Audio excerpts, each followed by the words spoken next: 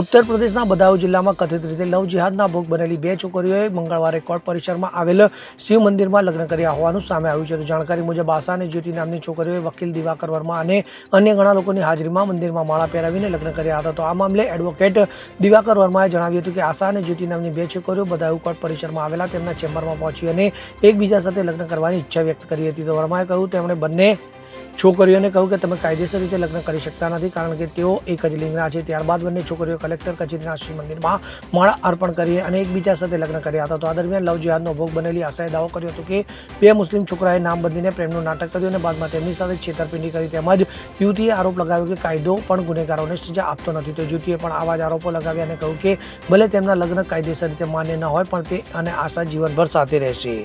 Bureau report CN24 news. હવે જુઓ દેશ દુનિયાની તમામ ખબરો તમારી આંગળીના ટેરવે. ઉઠાવો મોબાઈલ અને Google Play Store પરથી ડાઉનલોડ કરો અમારી CN24 ન્યૂઝ મોબાઈલ એપ.